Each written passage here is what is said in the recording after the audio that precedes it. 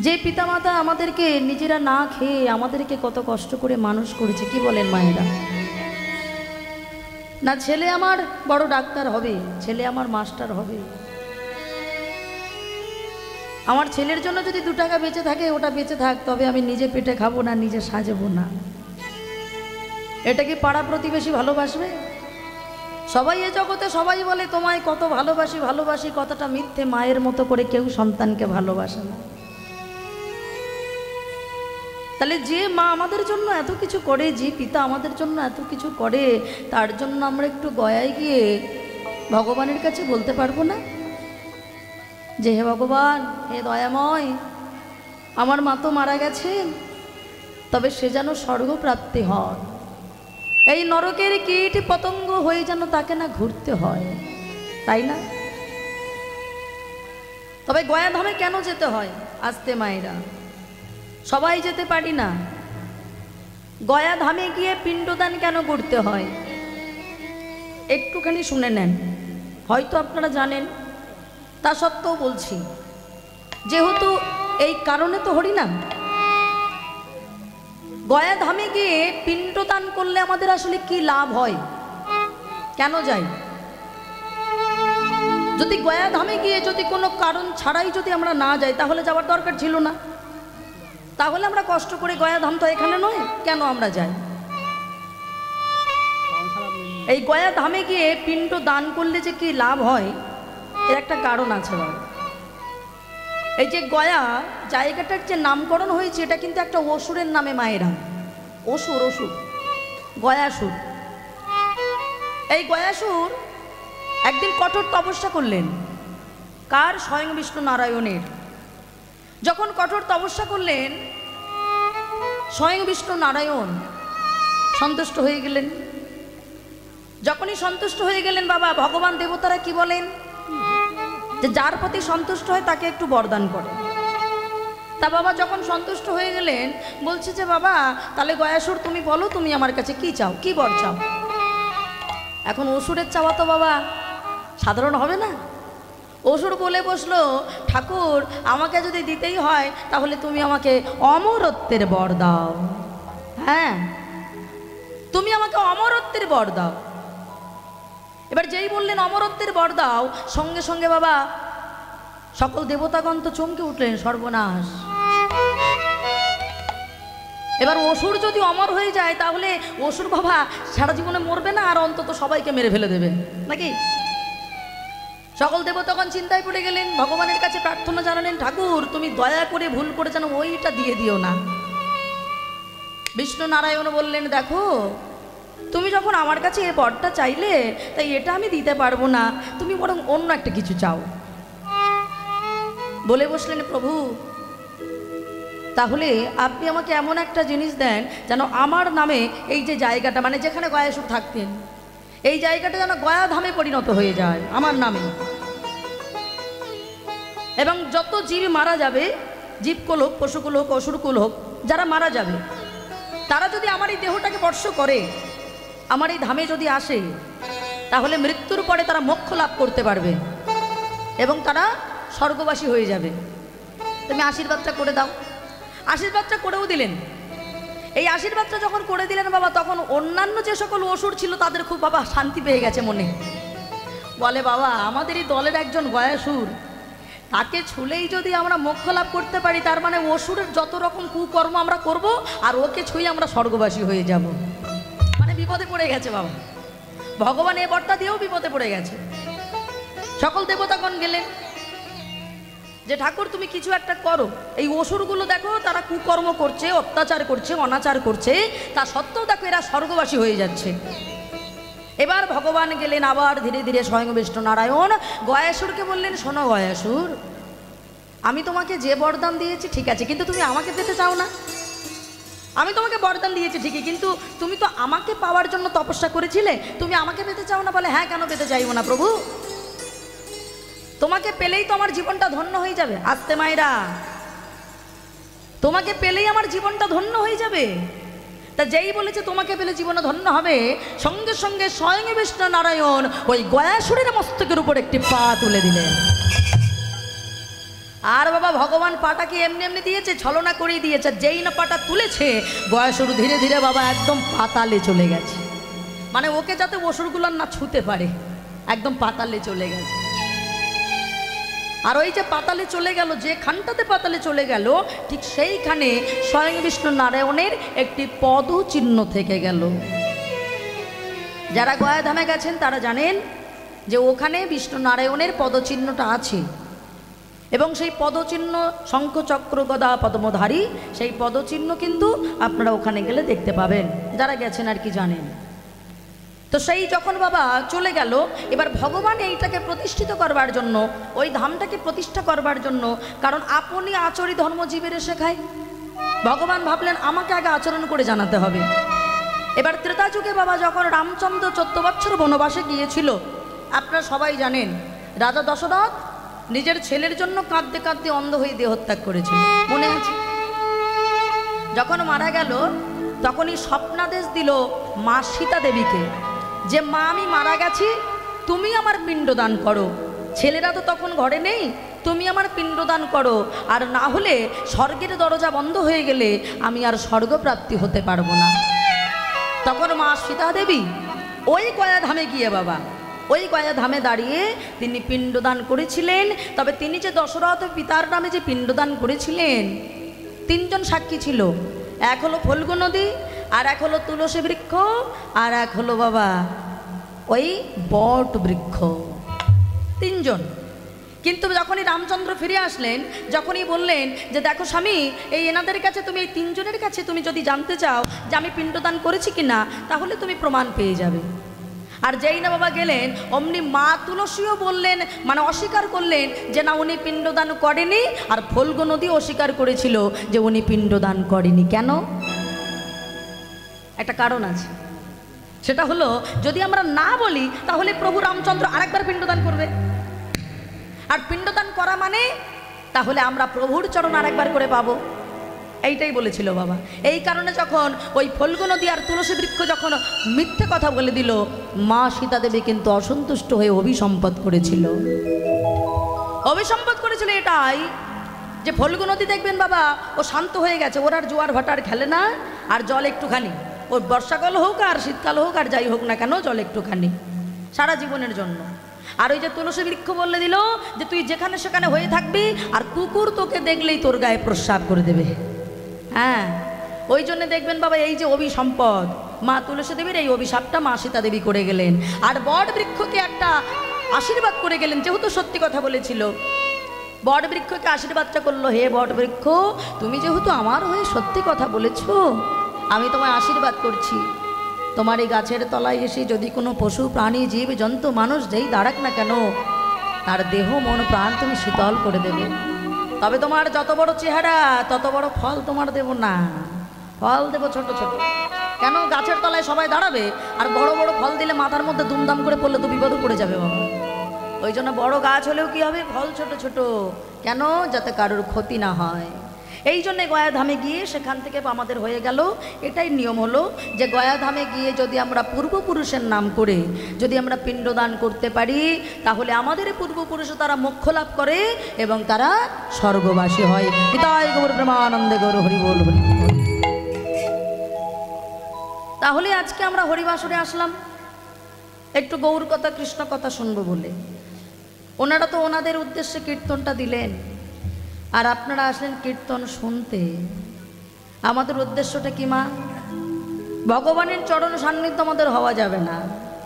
ভগবানের চরণ সান্নিধ্য যদি আমরা না পাই, চরণ সান্নিধ্য ছাড়া যদি আমরা হয়ে যাই, তাহলে আমাদের বিপদের আর কোনো পথ নাই। বলছে কলিজীবের অনেক পাপ থাকে, অনেক তাপ থাকে, আর এই পাপ থেকে উদ্ধারের একটাই পথ হলো, সেটা হলো একমাত্র মহামন্ত্র হরিনাম। আর যে হরিনামটা পৌঁছে দেওয়ার জন্য আমার মহাপ্রভু তিনি কি করলেন, হাতে ধরে আবার পায়ে ধরে সবার দ্বারে দ্বারে হরিনাম প্রচার করে দিলেন। কেমনভাবে? বলে যাকে সাধনা করতে হলো না, অসাধনে, হ্যাঁ, যাকে সাধনা করতে হয়নি সেই অসাধনে মহামন্ত্র নাম পৌঁছে দিলেন। কেমনভাবে? অসাধনে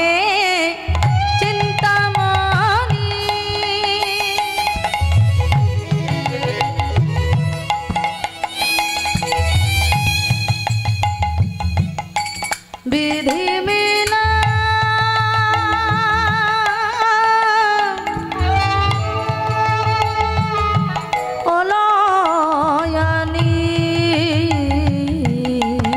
অসাধনে চিন্তামণি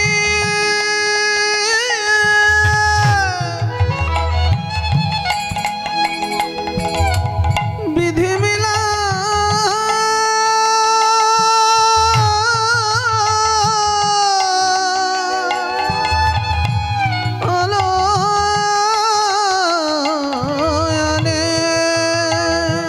আমার গোড়া বড়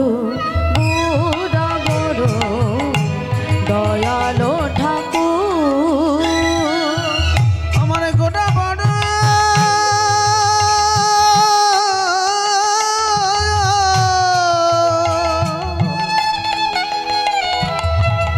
গোটা বড় দয়ালো ঠাকুর বলি এমন দয়া আর হবে না আমার দয়াল আর হবে না এমন দয়া আর হবে না আমার দয়াল আর হবে না সিধে নাম প্রেম মিলায় এমন দয়া আর হবে না যেখানে যেছে সেধে নাম প্রেম বিলা হাতে ধরি পায়ে পড়ি যেখানে যেছে সেধে নাম প্রেম বিলা হাতে ধরি পায়ে পড়ি যেখানে যেছে সেধে নাম প্রেম বিলা জীবের হাতে ধরি আর পায়ে পড়ি তাই হরি বল হরি বল হরি বল আরে পায়ে ধরে যেছে সেধে নাম প্রেম বিলায় এমন দয়াল আর হবে না আমার গোড়া বড় দয়ালো আমার গোটা বড়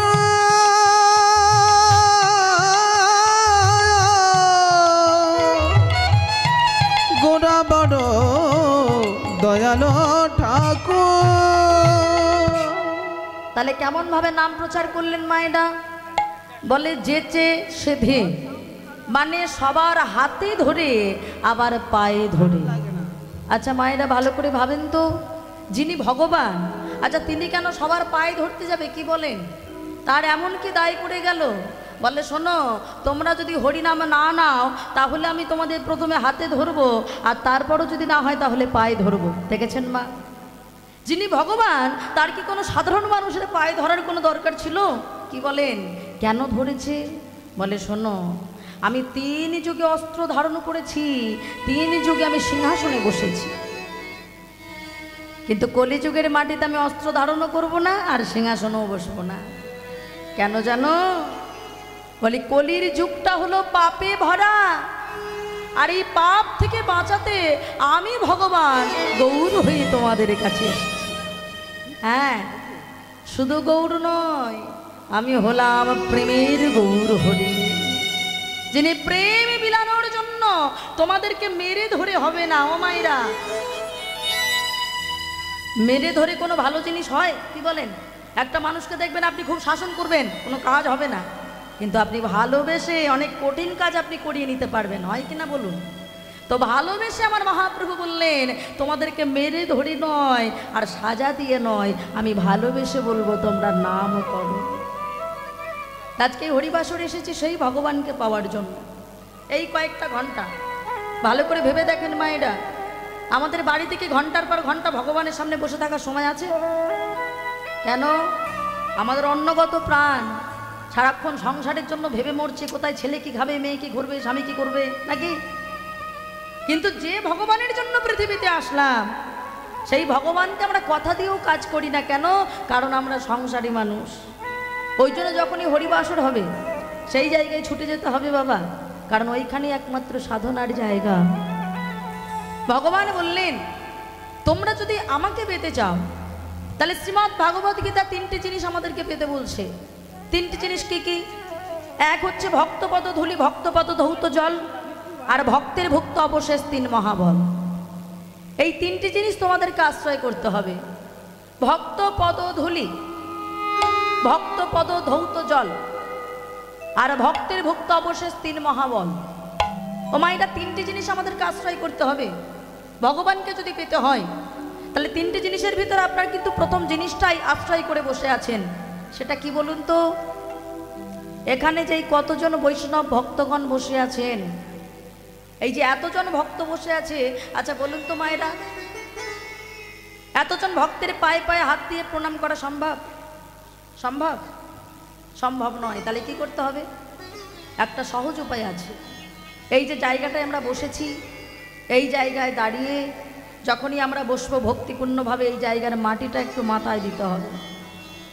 হ্যাঁ, যদি বলেন এখানে ধুলো আছে লোকের পায়ে, ধুলো তো মাখার কি দরকার আছে? মাথায় কেন মাখতে যাব? আমার এত সুন্দর সাজ পোশাক নষ্ট হয়ে যাবে না? বাবা, আমরা মানুষ হয়ে ধুলো মাখতে চাইছি না। আর যিনি ভগবান, তিনি শুধু হাতে করে মাথায় দেয়নি, পুরো ধুলায় তিনি গড়াগড়ি দিয়েছিলেন। তাহলে ভাবেন, ভগবান হয়ে তিনি পারলেন, আর আমরা সাধারণ মানুষ হয়ে যে দেহের কোনো মূল্য নেই। বাবা, আজকে আমি নিজে বেঁচে আছি বলে সারাক্ষণ আমার আমার আমার আমার করে যাচ্ছি, বলছে ছেলে আমার, মেয়ে আমার, স্বামী আমার, বাড়ি আমার, গাড়ি আমার, অর্থ আমার, ঐশ্বর্য আমার, শুধু আমার আমার করছি। চোখ মেলে দেখি আমার আমার, চোখ বন্ধ করলে দেখবে সবই ভগবানের খামার, কিছুই নেই তোমার। এত সুন্দর করে দেহটাকে সাজিয়েছি, কত দামি পোশাক পরেছি, কত সোনা পরেছি, যখন চলে যাব বলুন এগুলো থাকবে? আত্মীয় স্বজনকে বলবেন এগুলো গায়ের ভিতরে রেখে দিতে, কই দেখবেন তো রাখে কিনা। তখন ভাগ বাটোয়ারা নিয়ে বসবে, ওর কত কেজি সোনা আছে সোনাগুলো বার কর, সব ভাগ বাটোয়ারা কর। ওর কত সম্পত্তি আছে সেগুলো সব ভাগাভাগি করো। কিন্তু ও যে চলে গেছে সেটা নিয়ে আর কোনো আফসোস নেই। এবার যখন শ্মশানে তুলে দেওয়া হবে, যে ছেলে মেয়ের জন্য আপনি কীর্তন শুনতে পারেন না, আপনি সংসারে এত সময় দেন, যে সংসারী মানুষ আপনি সবার জন্য সংসারে পরিশ্রম করেন, অথচ কীর্তন হরিবাসরে সময় দেন না। আর যেদিন আপনি চলে যাবেন, ওই বাবা খাটিয়াই করে নিয়ে যাবে, আর শ্মশানে যখন তুলবে, পোশাক তো দূরে থাক, সামান্য কোমরে সবার একটা করে ঘুনসি থাকে না? ওই সামান্য একটা সুতো যা বাবা 2 টাকা দিয়ে পাওয়া যায়, ওই সুতোটাও পর্যন্ত আপনি নিয়ে যেতে পারবেন না। কারণ ভগবান বুঝিয়ে দিল, তোরা যেমন এসেছিস খালি হাতে আর যাবিও খালি হাতে, আমার আমার করিস মিছে, যা কিছু দেখিস সবই আমার, শুধু কদিনের জন্য মোহে পড়ে তোরা করিস আমার আমার। তাই আমার আমার করলে হবে না। তাই আমাকে পেতে গেলে বলছে ভক্ত পদ ধুলি, ভক্ত পদ ধৌত জল, ভক্তের ভক্ত অবশেষ 3 মহাবল, ভক্তের চরণ ধুলি তাতেই মোর স্নান গেলি, তর্পণ মোর বৈষ্ণবের নাম, বিচার করিয়া মনে ভক্তি রস আস্বাদনে, মধ্যস্থ ভাগবত পুরাণ। মানে শ্রীমদ্ ভাগবত গীতা বলছে তোমাকে 3টি জিনিস আগে আশ্রয় করতে হবে, আর যদি না করতে পারো তাহলে তুমি যাই করো না কেন জীবনে সবটা বৃথা। এই জন্য দেখুন বাবা, আমরা যখন কীর্তনীয়রা আসরে উঠি, এই জায়গায় প্রথমে একটু প্রণাম করি। আপনাদেরও সেটাই বলছি। কেন করবেন জানেন? এই জায়গাটা তো সহজ মনে করবেন না বাবা। এই জায়গাটা যে আপনারা কীর্তন শুনতে বসেছেন, এই কীর্তন শোনার মালিক আপনি নন, আর কীর্তন করার মালিক আমি নই। এটা তো সহজ বস্তু নয়। বলে আমরা কিছুটা আগুন নিয়ে খেলা করছি, আর আগুনের ধর্ম হলো মানুষকে পুড়িয়ে দেওয়া। আপনি আগুনে হাত দেবেন আর বলবেন আগুন আমাকে পোড়াবে না, কথাটা ভীষণ ভুল হবে। আগুনে হাত দিলে আপনার হাত কিন্তু পুড়বেই। সুতরাং এই হরিবাসরে যে জায়গাটা বসেছে ওটা আসন হলো মহারাজ পরীক্ষিতে, আর যে জায়গায় আমি দাঁড়িয়ে কীর্তন গাইছি এটা হলো শুকদেব গোস্বামী। আজকে যারা কীর্তন করে গেছেন, যারা আস্বাদন করে গেছেন, সেই জায়গায় বসে আমরা শুনছি। হ্যাঁ গো মায়েরা, আমাদের মনে করতে হবে কি বাবা, কীর্তন আমি শুনছি না, আমার ভিতরের মহাপ্রভু আমার কীর্তনটাকে শুনিয়ে নিচ্ছে। আর যিনি কীর্তন করছি বা আমি যে কীর্তন করছি, আমি করছি না, আমার প্রভু আমার কীর্তনটা করিয়ে নিচ্ছে। আর তাই যদি না হবে তাহলে বাড়িতে কই ঘন্টার পর ঘন্টা এভাবে বসে থাকেন তো পারবেন? পা ব্যথা করবে, এভাবে আসন হয়ে বসতে পারবেন না। আর আমরাও এই যে 3 ঘন্টা এখানে দাঁড়িয়ে থাকি, এটা অন্য সময় দাঁড়াতে পারবো না, কিন্তু এই জায়গাটা আপনারাও পারেন, আমরাও পারি, কারণ একজনের শক্তি আছে তাই পারি, নচেত পারতাম না, এটা মানতে হবে। ওই জন্য কি বলে মায়েরা, যদি পেতে চাও কিছু তবে আগে হও নিচু। আগে তোমাকে একটু নিচু হওয়া জানতে হবে। দেখবেন এই জগতে যার ফল আছে, যার গুণ আছে, সে কিন্তু ভারে মাথাটা নিচু করে। আর যে ব্যক্তির গুণ নাই, মানে ফাঁকা কলসি বেশি বাজে, কথাটা বলে না, ফাঁকা কলসি দেখবেন বেশি বাজে, আর জল ভরা থাকলেও বেশি বাজার সুযোগ পায় না, বেশি বাজেও না, যতই মারেন না কেন। তার প্রমাণ বাবা বাস্তব জগতে আছে। ও মায়েরা, ভালো করে ভেবে বলুন তো, কলসি বড় হয় না গ্লাস বড় হয়? বলেন, কলসি বড় হয় না গ্লাস বড় হয়? হ্যাঁ, গ্লাস বড় হয়। কি বলেন মায়েরা, কি বলেন? কলসি। আজকাল যেভাবে ওই মানে রেওয়াজটা উঠে গেছে তো কলসির, ওই জন্য ভুলেও গেছে, গ্লাস বড় হয়ে গেল। কলসি বড় হয়। এবার যখন কলসি থেকে গ্লাসে যখন জলটা ঢালবেন, আচ্ছা বলুন তো কে মাথা নিচু করে? কলসি মাথা নিচু করে। তাহলে ভাবেন, কলসি বড় অথচ ও কিন্তু মাথাটা নিচু করছে। আচ্ছা ধান গাছের চাষ দেখেছেন তো? ধান চাষ দেখেছেন তো? তা যখন ধান গাছটা একদম পরিপূর্ণ হয়ে যায়, মানে শস্য যখন পরিপূর্ণ হয়ে যায়, হ্যাঁ, তখন দেখবেন যে গাছগুলোর ভিতরে একদম পরিপূর্ণ ফসলটা রয়েছে আর কি, তার মাথাগুলো উঁচু থাকে না নিচু থাকে? হ্যাঁ, নিচের দিকে থাকে। আর যেগুলো আখড়া ছিটে, তার ভাবটা কেমন? একদম মাথা উঁচু করে দাঁড়িয়ে আছে। মানুষের ক্ষেত্রে ঠিক তেমন বাবা, যার গুণ আছে সে কিন্তু মানুষের কাছে বলে বেড়ায় না আমি অমুক আমি তমুক, হ্যাঁ, আর যার গুণ নেই সে দেখবেন সকল মানুষের কাছে বলে বেড়াবে বাবা আমি অমুক আমি তমুক, তুমি আমাকে দেখে ভয় পাও, বলে কিনা মায়েরা? সেই জন্যে ভগবানকে পেতে গেলে আগে তোমাকে নিচু হওয়ার শিক্ষাটা দরকার। এই নিচু হলে যে কে পাওয়া যায়, সেটা মহাভারতের কুরুক্ষেত্রে মাঠে যুধিষ্ঠির সেটা প্রমাণ করে দিয়েছে বাবা। কুরুক্ষেত্রের যুদ্ধ তখন ঠিক মাত্র 2 দিন বাকি। ঠিক সময় যুধিষ্ঠির গিয়েছে জেঠিমার কাছে। মায়েরা, জেঠিমাটাকে ওই যে যার 100টা ছেলে আছে না, গান্ধারী। বাহ, মায়েদের শুনে শুনে মুখস্থ হয়ে গেছে। গান্ধারী। আর গান্ধারী কি করছে? সন্ধ্যার সময় তুলসী তলায় প্রদীপ দিচ্ছে। মায়েরা আপনারা জান তো, সন্ধ্যার সময় তুলসী তলায় প্রদীপ। তবে তুলসী তলায় প্রদীপ দেই কেন? আচ্ছা দিনের বেলা দেন প্রদীপ? দিনের বেলা দেন? দিনের বেলা দেন না। আমরা দিনের বেলায় তুলসী তলায় প্রদীপ দেই না, আমাদের দিতে হয়, নিয়ম আছে সন্ধ্যার সময় তুলসী তলায় প্রদীপটা দিতে হয়। কিন্তু কেন সন্ধ্যার সময় আমরা দিইটা বা কেন, এটার কারণ জানতে গেলে আমাদের যেতে হবে বাবা ব্রহ্মাজির কাছে। তাহলে খুব মন দিয়ে শুনতে হবে মা, যে সন্ধ্যার সময় তুলসী তলায় প্রদীপ আমরা দেই কেন, আর দিলে বা আমাদের কি লাভ হয়? এমনি এমনি দেই না। বলছে ব্রহ্মাজি তার সমস্ত ছেলেকে যখন সবকিছু সম্পত্তি সব ভাগাভাগি করে দিয়েছে, হঠাৎ করে ব্রহ্মাজির ছোট ছেলে আসলো মদনদেব, যার নাম হলো কামদেব। কামদেব এসে বলে বসলো, বাবা তুমি তোমার সব ছেলেকে সবকিছু সম্পত্তি ভাগাভাগি করে দিয়েছো, কিন্তু তুমি আমাকে কিছু দাওনি। বলি আমি কি বানের জলে ভেসে এসেছি নাকি? তুমি আমাকে কিছু দাও। তা বলছে ঠিক আছে বাবা, তোর চিন্তা করতে হবে না, আমি তোকে এই 5টা বান দিয়ে দিলাম। মায়েরা 5টা বান দিয়ে দিয়েছে। আর যেই না 5টা বান দিয়ে দিয়েছে, হঠাৎ করে কামদেব উত্তর দিল, বাবা আমি কি বাচ্চা ছেলে যে 5টা বান তুমি আমাকে খেলা করতে দিয়েছো? আমি কি বাচ্চা ছেলে যে 5টা বান নিয়ে আমি খেলা করব? তুমি 5টা বান আমাকে কেন দিয়েছো? বলে বসলো, বাবা রে 5টা বান কোনো খেলার বান নয়। এই 5টা বানের নাম হলো মদন মদন মোহন শোষণ স্তম্ভন। আর এই 5টা বান তুই যখনই যার দিকে নিক্ষেপ করবি, সে তৎক্ষণাৎ এই বানের আঘাতে জর্জরিত হয়ে যাবে। যেই বলেছে জর্জরিত হয়ে যাবে, এই কথা বলে যেই না ব্রহ্মাজি বাবা চলে যাচ্ছে, হঠাৎ করে মদনদেব মনে মনে ভাবলো, বাবার কথাটা কতটা সত্যিকে মিথ্যেটা আমাকে জানতে হবে, বাবার কথার সত্যতাটা আমাকে প্রমাণ করতে হবে। এই বলে ওই বাবা যে বানটা দিয়েছে, ওই বানটা তাড়াতাড়ি করে বাবা ওই নিজে মদনদেব দাঁড়িয়ে ব্রহ্মার দিকে নিক্ষেপ করেছে। আর যেই না ব্রহ্মার দিকে নিক্ষেপ করেছে বাবা, ওই বানের আঘাতে ব্রহ্মা জর্জরিত হয়ে গেল। আর যেই না জর্জরিত হয়ে গেছে, ব্রহ্মা এবার যেই না চোখ মেলে তাকিয়েছে, হঠাৎ করে দেখতে পেলেন ব্রহ্মার সম্মুখে দাঁড়িয়ে আছে সব থেকে সুন্দরী মেয়ে, তার নাম হলো শ্রী রূপা। ব্রহ্মার সব থেকে সুন্দরী মেয়ে মায়েরা, যার নাম হলো শ্রীরূপা। এবার যেই নিজের মেয়ের দিকে নিজে পিতা হয়ে ওই বাণের আঘাতে জর্জরিত হয়ে বাবা কামনা শক্ত হয়ে আজকে নিজে পিতা হয়ে মেয়ের দিকে ধাবিত হয়েছে।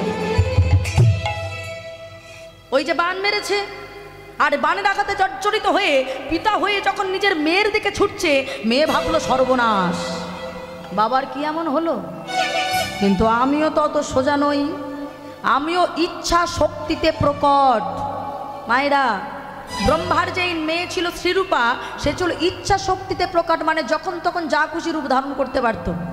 হঠাৎ করে মেয়েটা কখনো রূপ ধারণ করছে, কখনো সাপ হয়ে যাচ্ছে, কখনো ব্যাঙ হয়ে যাচ্ছে, কখনো ইঁদুর হয়ে যাচ্ছে। তখন মেয়েটার নাম হয়ে গেল শ্রীরূপা থেকে শতরূপা। শতরূপা নাম হয়ে গেল। এবার যখনই মেয়েটা নানান রকম রূপ ধারণ করছে, ব্রহ্মাও ঠিক সেই রূপেরই পুরুষ রূপ ধারণ করছে। মানে শতরূপা যদি ছেলে যদি সাপ হয়ে যায়, তাহলে ব্রহ্মাজিও ঠিক পুরুষ সাপ হয়ে যাচ্ছে।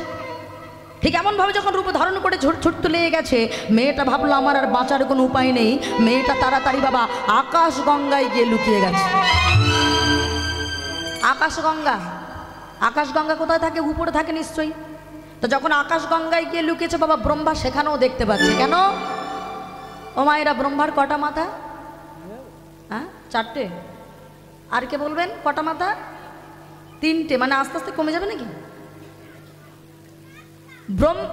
কে বললি রে বাবা? একটা বাচ্চা ছেলে বললো মনে হচ্ছে। 5টা বললো না? ওই এই সময়ের উত্তরটা ঠিক দিয়েছে। ব্রহ্মার যখন মেয়ের পিছনে ধাবিত হয়েছিল, তখন মেয়ের বাবা যখন পিছনে নিজে পিতা হয়ে ধাবিত হলো, তখন ব্রহ্মার মাথা ছিল 5টা। হ্যাঁ, মানে উপরেও একটা মাথা ছিল, উপরেও একটা মাথা ছিল, যার জন্য বাবা ওই মেয়েটা যে আকাশগঙ্গায় গিয়ে লুকিয়েছে, ওখানেও দেখতে পাচ্ছে যে মেয়েটা ওখানে লুকিয়েছে। আর হঠাৎ করে এই দৃশ্যটা চোখে পড়লো মা পার্বতীর। মা পার্বতী যেই না দেখেছে, ভোলানাথকে বলছে, হ্যাঁ গো স্বামী, তুমি দেখো তোমার ভক্ত কি আচরণটা করছে। তোমার ভক্ত নিজে পিতা হয়ে নিজের কন্যার দিকে ধাবিত হয়েছে। তুমি কিছু একটা করো। যেই বলেছে কিছু একটা করো, সঙ্গে সঙ্গে বাবা ওই ত্রিশূলকে, ভোলানাথ ত্রিশূলকে বলছে, ত্রিশূল যা, তুই গিয়ে এক্ষুনি ব্রহ্মার উপরের মাথাটা কেটে ফেলে দে। সঙ্গে সঙ্গে ত্রিশূল ভোলানাথের কথা মতো বাবা উপরের মাথাটা কেটে ফেলে দিয়েছে। ভোলানাথের কথা মতো ব্রহ্মার উপরের মাথাটা কেটে ফেলে দিয়েছে। তাহলে এইবার হয়ে গেল কটা মাথা মায়েরা? 4টে। ওটাই সঠিক উত্তর, 3টে নয়, 4টে। সেখান থেকে ব্রহ্মাজির মাথা হয়ে গেল 4টে। একটা মাথা তো উড়ে গেছে বাবা, এবার একদম শান্ত হয়ে গেছে, ফিরে আসছে। আর যেই না ফিরে আসছে, কিন্তু বাণের তো বাবা জর্জরিত হয়ে আছে, যেই না ফিরে আসছে, হঠাৎ করে তার আরেক মেয়ে সামনে পড়ল, যার নাম হলো সন্ধ্যা। আর যেই সেই সন্ধ্যার দিকে নিজের মেয়েকে যেই না দেখেছে সন্ধ্যা, আর অমনি সন্ধ্যার দিকে নিজে পিতা হয়ে ধাবিত হয়েছে। আর যেই না অপবিত্র নয়নে চেয়েছে, সঙ্গে সঙ্গে সন্ধ্যা অভিসম্পাদ করলো, শোনো পিতা, তুমি যে আজকে পিতা হয়ে আমার দিকে যবনচিরি কর্ম করলে, আমি তোমাকে অভিসম্পাদ করছি, আগত জন্মে তুমি যবনের ঘরে প্রতিপালিত হবে। সঙ্গে সঙ্গে বলে বসলো, মারি দোষ আমার নয়, দোষ তোর ভাই। ওরে যা করেছে মদন করেছে, আমি কিচ্ছু করিনি। ওকে ভালোবেসে 5টা বান দিলাম, ও আমাকে সেই বান মেরেছে, ঘুরিয়ে মারে, আমি ভুল করেছি মা। তবে শোনো মা, আমি যেমন তোকে নিজে পিতা হয়ে অপবিত্র নয়নে চেয়ে তোকে অপবিত্র করেছি, আবার আমি তোকে পবিত্র করে যাব। কেমন ভাবে না, আমি যে 24 ঘন্টার ভিতরে যে 8টি কাল রচনা করব, ওই 8টি কালের ভিতরে একটি কাল তোর নামে হবে, যেটার নাম হলো সন্ধ্যাকাল।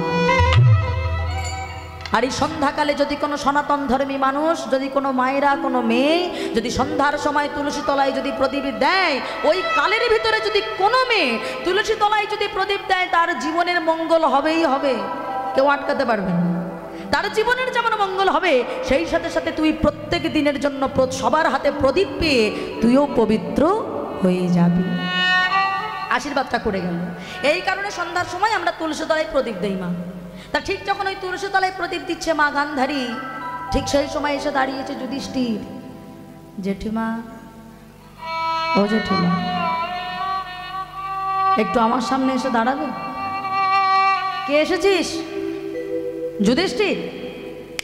কেন এসেছিস আমার কাছে? তুই জানিস না কুরুক্ষেত্রে যুদ্ধ মোটে আর দুদিন বাকি।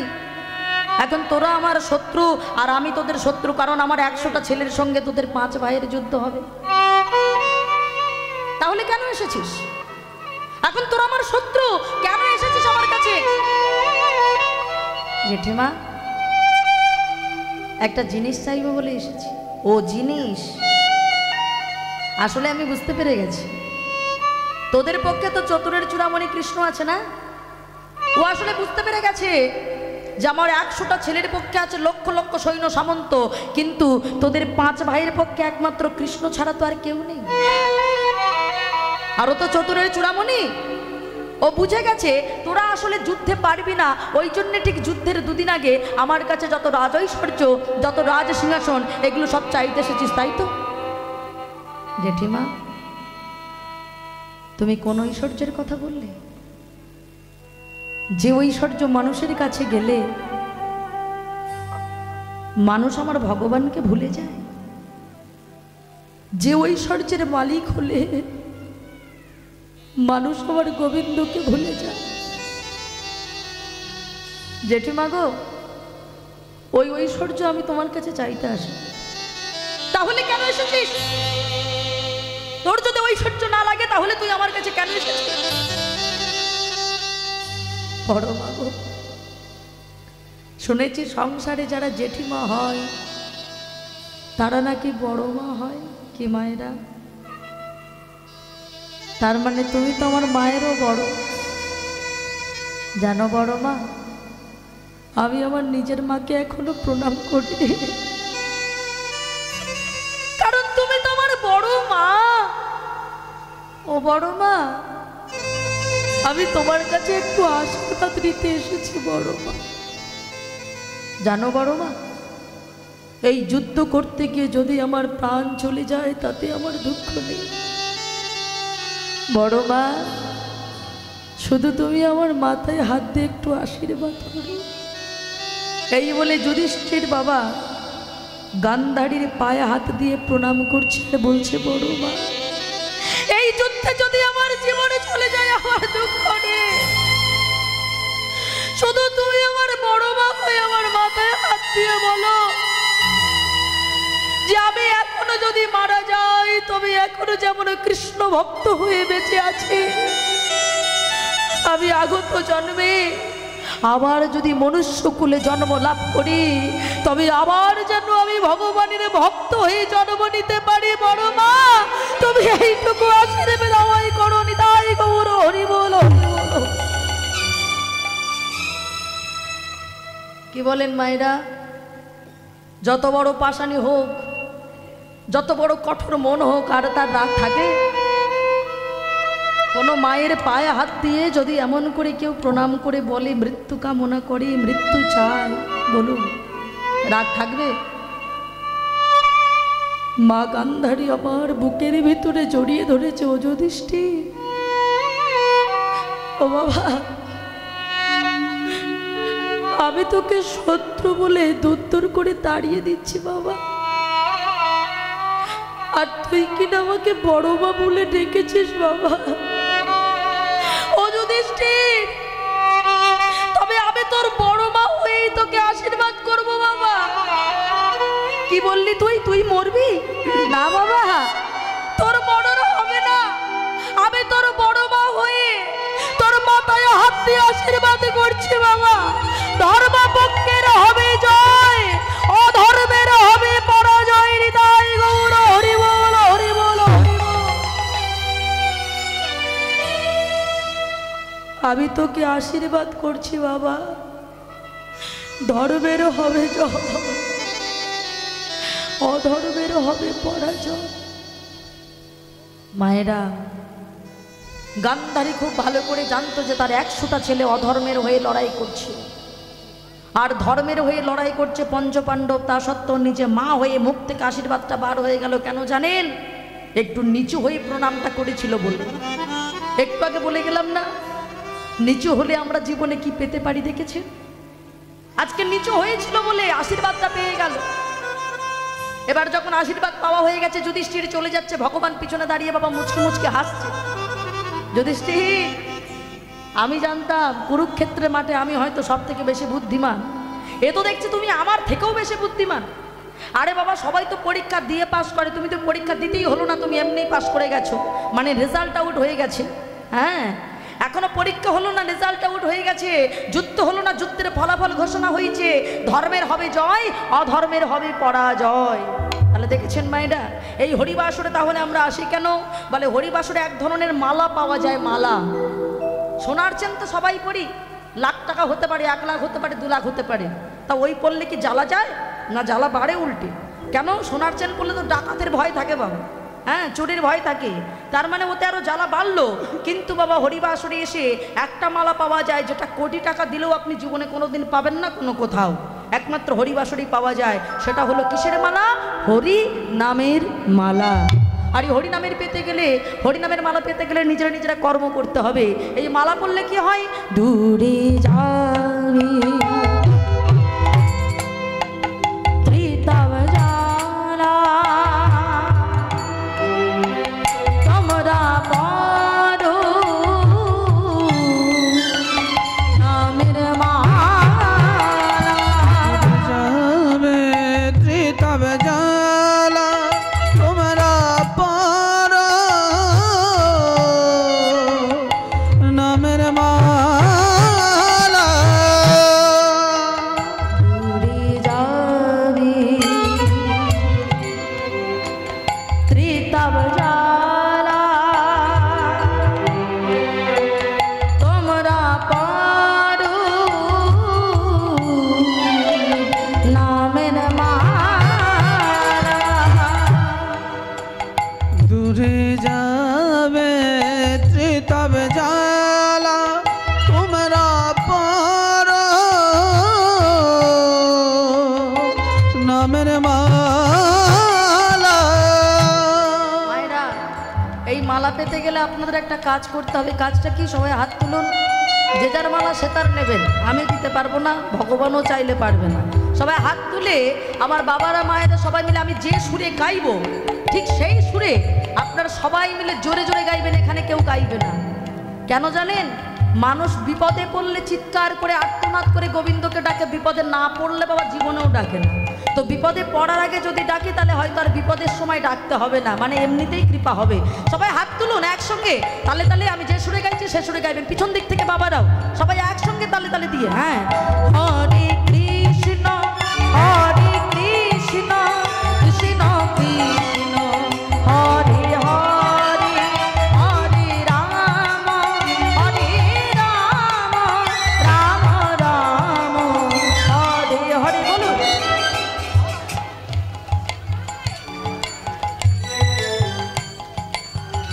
আরো জোরে।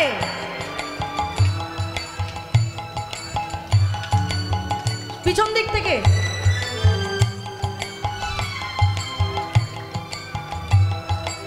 মানে এই কজন মায়ের কি বিপদে পড়ার ভয় আছে?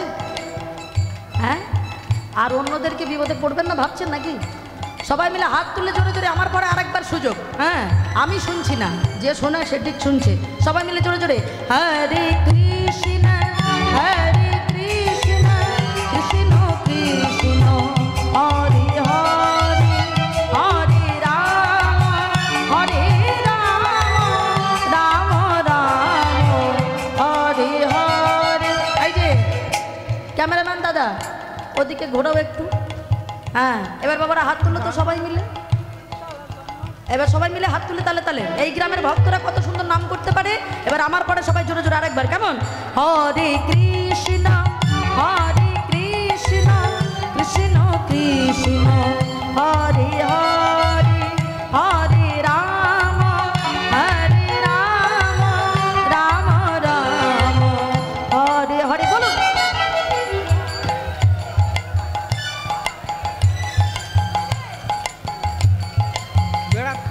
উলু নয়, গান বলেছি। হরে রাম